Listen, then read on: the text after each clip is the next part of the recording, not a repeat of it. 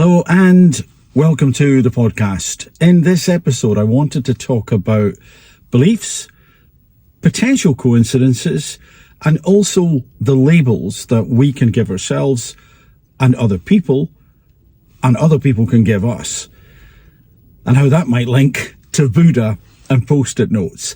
Let me begin by talking about what happened 3 days ago. I was having to move quite a lot of gear, heavy equipment, bits and pieces, and I got help from a couple of guys who had a van, and they turned up and they were great, and we got talking about the value of things. Because as you're moving quite heavy objects around, and sometimes not so heavy, you then consider who would value this and who might think this is scrap. Now, as it turned out, one of the guys had worked in the antiques business in the past. Not that I was dealing with antiques, you understand, but it was just interesting to get his perspective. I'll call him Charles, because that was his name. And Charles was talking about how some people would value certain things in the way that others wouldn't. For example, not Charles's example, my example. Think about memorabilia. Think about, movie memorabilia. Star Wars, for example. I think recently there was an auction, and I understand it. Don't get me wrong. I understand why people would pay a lot of money, but it's also odd in the sense that you can have something which is made of plastic and sellotape, and people will pay like £1 million or £120,000 for something else that's been like, it's like a Bic pen, and it's worth 50 pence, but it was in scene 37 of movie 3 in the franchise, and so on.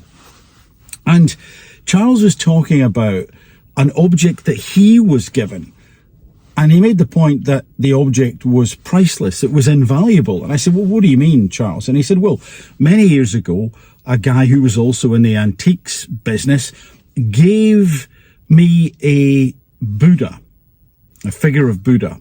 And he said, don't sell this. Never sell it.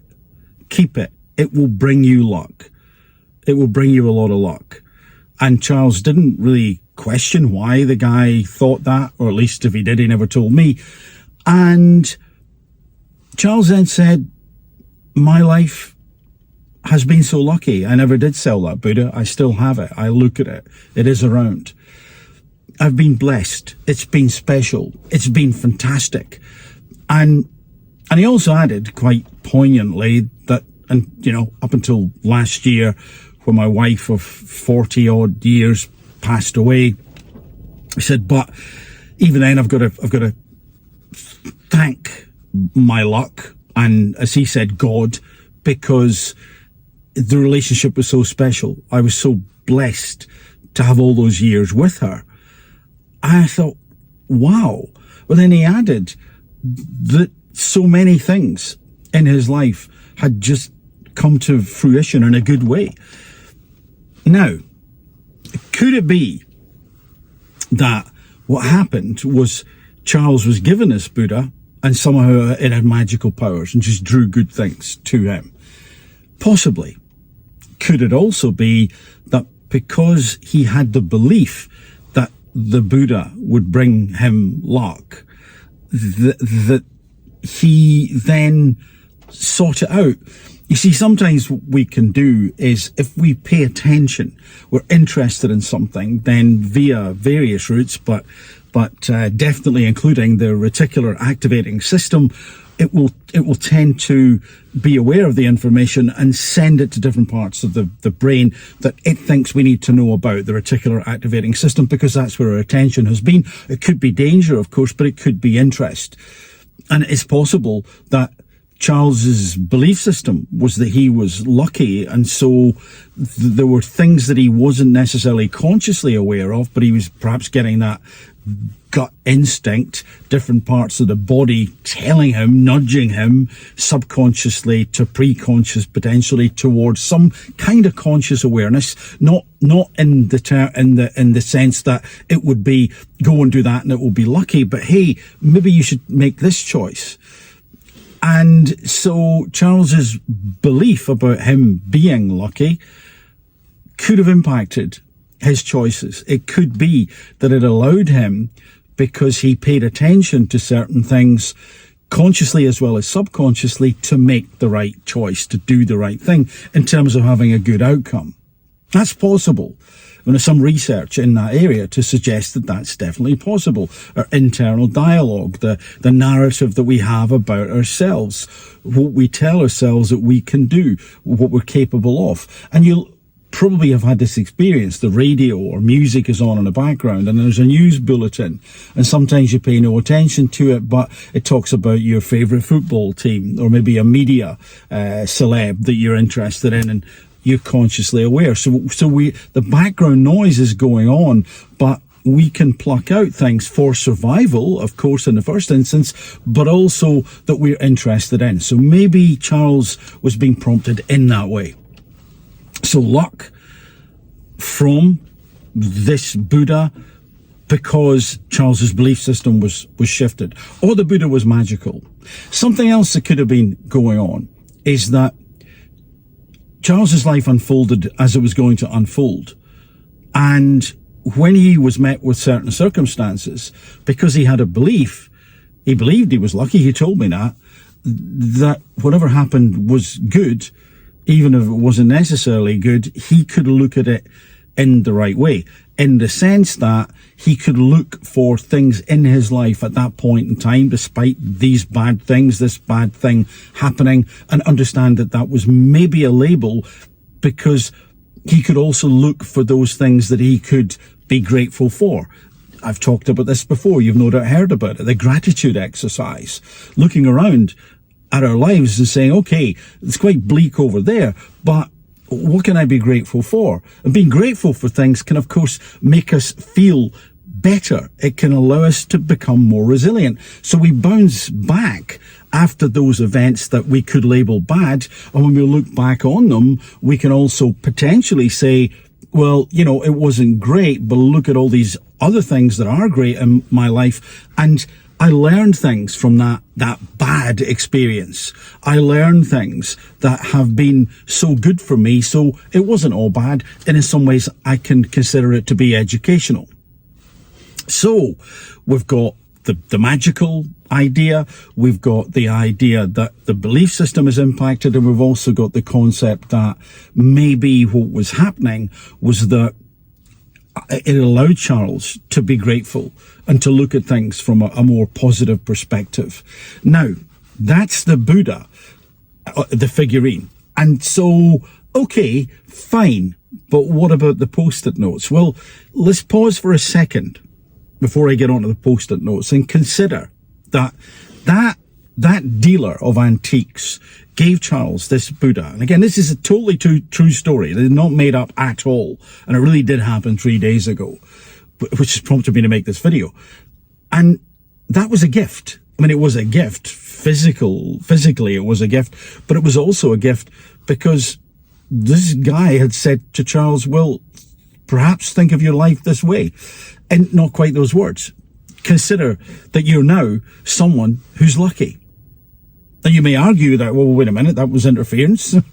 Maybe he shouldn't have said that. Maybe the guy's been blundering around with a horrendous life and saying, hey, I'm lucky, I'm lucky, I'm lucky. Well, it wasn't that way from what Charles had described to me, that's for sure. But the antique dealer had an impact. Then the post-it notes. Think about it. We put labels on many things to survive. Like, you know, okay, there's danger over there. That's a bear. That's a busy road. That's a car. That's a door handle. So we need to figure out how to open it. Because we've got a label for it, we would imagine it would push, you know, we can push it down the way to open the door, and so on. And I've talked about labels before. But then consider that not only do we label other things, we can label ourselves. And this is where I begin to remind you and me to question our self-talk. What are we saying about ourselves? Are we saying good things never happen? Nobody ever helps me. I never get a break. Are we saying that? Are we doing the opposite of what the antiques dealer did? Perhaps he didn't have to do it for Charles, but let's just presume for a second that he did, that Charles's outlook may have been more negative. Are we doing that to ourselves? Are we not imagining that there is this ability to be lucky in our lives? In other words, to look for opportunities, to be grateful. Are we saying, hey, this is rubbish? So in other words, we're labeling ourselves as less than we're capable of, much less than we're capable of. And then what I'd like you to consider are those people who have labelled us with a post-it note, so to speak. They've literally stuck it on us, here, here, here, whatever, and said, you are rubbish. You'll never be good at this thing. You'll never be good at that thing. You are a failure. You are bad at maths. You can't sing. You are no good at interpersonal communication. You'll never amount to anything, whatever it may be. And who might give us those labels? Well, it could be from peers, of course. It could be parents, unfortunately, can happen. It could be a teacher at school or a series of teachers. It could be someone in the work environment in a position of influence and authority.